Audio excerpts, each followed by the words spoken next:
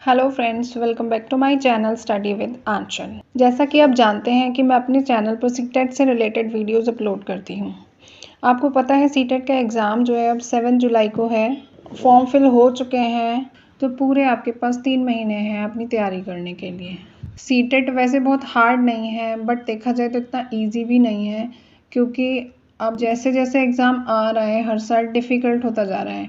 तो जो बच्चों के पास होने का रेशियो है वो कम होता जा रहा है। बच्चे फेल बहुत ज़्यादा हो रहे हैं। बहुत बच्चे कहते हैं कि हमने कई बार एग्ज़ाम दे लिया लेकिन अभी तक हम पास नहीं कर पा रहे हैं। क्या कमी उनकी तैयारी में रह जाती है, या क्या जो रूटीन है वो फॉलो नहीं कर पाते? ऐसी ही कुछ टिप्स के बारे में मैं इस वीडियो में आपको बताऊंगी कि हमारी क्या स्ट्रेटजी होनी चाहिए आने वाले एग्ज़ाम के लिए, कि हम इस तरह से तैयारी करें कि जो हमारा एग्ज़ाम है वो हम पास कर लें। इसलिए ये वीडियो जो एग्ज़ाम देने वाले हैं सबके लिए बहुत इम्पॉर्टेंट है, और जो पहली बार दे रहे हैं उनके लिए भी इम्पॉर्टेंट है, जो कई बार फेल हो चुके हैं उनके लिए भी बहुत इम्पॉर्टेंट है। देखिए, एग्ज़ाम इतना टफ नहीं है, बट क्या है, पहले जो है इसके क्वेश्चंस ईजी आते थे।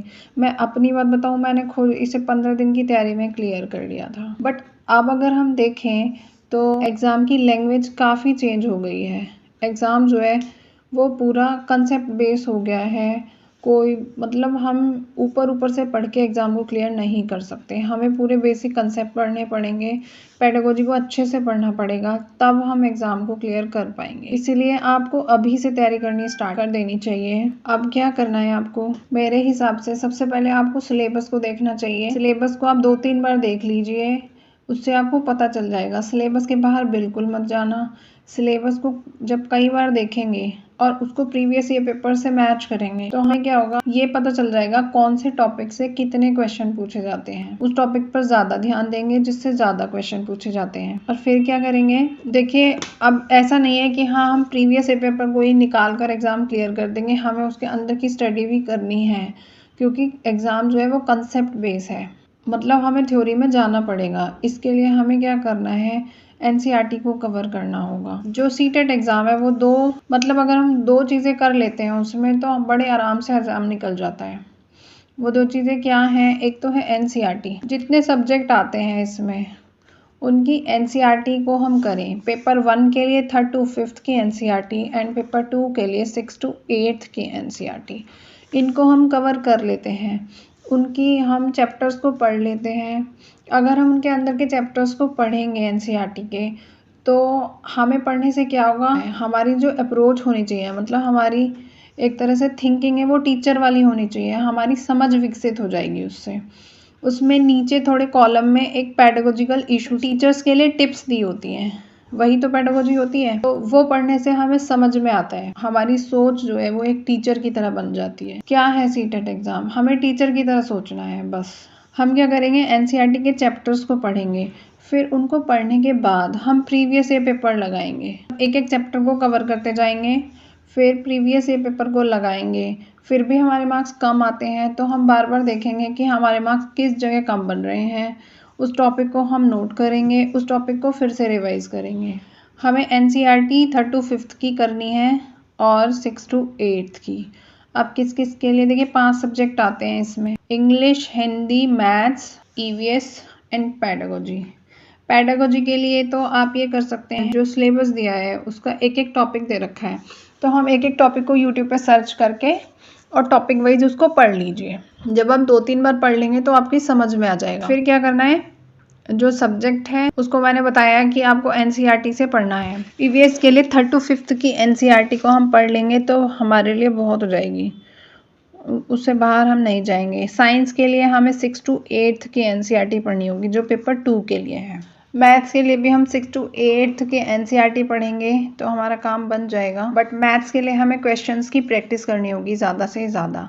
और क्वेश्चन की क्या, प्रैक्टिस सेट हमको बिल्कुल नहीं लगाने, हमको लगाने हैं previous year papers. Previous year paper को लगाने से क्या पता चलेगा, एक तो हमारा टाइम मैनेज होगा। टाइम मैनेजमेंट भी इस एग्ज़ाम में बहुत ज़रूरी है। हमको टाइमर लगा के पेपर को सॉल्व करना है, ताकि हमें पता चल जाए कि हम कितने टाइम में पेपर को कर पा रहे हैं, और अगर हमें ज़्यादा टाइम लग रहा है तो उसे हमें धीरे धीरे रिड्यूस करना होगा। तो इससे हमारा टाइम मैनेज हो जाएगा और एग्ज़ाम में हमें किसी भी प्रॉब्लम को फेस नहीं करना पड़ेगा। एनसीईआरटी पढ़ने के लिए आपको थोड़ा टाइम चाहिए है, इसीलिए मैं अभी से कह रही हूँ कि आप अपनी तैयारी स्टार्ट कर दीजिए। मैं भी अपने चैनल पर एनसीईआरटी के चैप्टर्स कराने वाली हूँ। एक तो साइंस एंड मैथ्स, इन दोनों की एनसीईआरटी मैं आपको कवर कराऊंगी 6 to 8 की, एंड ईवीएस भी कराऊंगी 3rd to 5th की। देखिए, पहले मैं मैथ्स कराऊंगी, उसके बाद मैं आगे साइंस को लेकर चलूँगी। इसलिए अगर आप अपनी तैयारी अच्छे से करना चाहते हैं तो मेरे चैनल पर बने रहिए। मैं आगे आने वाली वीडियोस में आपको एनसीईआरटी कवर कराऊंगी। और एग्ज़ाम के लिए आपको ये नहीं सोचना है कि मेरा एग्ज़ाम इतनी बार तो मैं फ़ेल हो चुकी हूँ, इस बार मेरा क्लियर होगा नहीं होगा। आप ये सोचिए कि मैं ये लास्ट बार, इस बार आपका एग्ज़ाम 100% क्लियर हो जाएगा और आपको बस अपनी तैयारी पे फोकस करना है, कंटिन्यूटी रखनी है। अगर आपको लग रहा है कि मेरा एग्ज़ाम बार बार फेल हो रहा है तो आप ध्यान दीजिए कि आप क्या कमियां कर रहे हैं, क्या गलतियां कर रहे हैं। कंटिन्यूटी नहीं होती है, इसीलिए बीच में छोड़ देते हैं पढ़ाई को, इसलिए नहीं हो पाता क्लियर, रेगुलर नहीं कर पाते हैं। मतलब अगर आप प्रीवियस ईयर पेपर भी रेगुलर सॉल्व करते हैं तो आपकी कंटिन्यूटी बनी रहेगी, जिससे आप भूलते नहीं हैं पिछला। तो बार बार रिवाइज करिए चीज़ों को, बार बार रिवाइज करेंगे तो वो आपका स्टेबल हो जाएगा माइंड में। तो बस यही बोलना था मुझे कि सीटेट में केवल और केवल एनसीईआरटी पढ़िए और प्रीवियस ईयर पेपर लगाइए, इससे आपका एग्ज़ाम बड़ी आसानी से निकल जाएगा। और आगे आने वाली वीडियोस में मैं पॉइंट टू पॉइंट आपको एनसीईआरटी के नोट्स बनवाने वाली हूँ।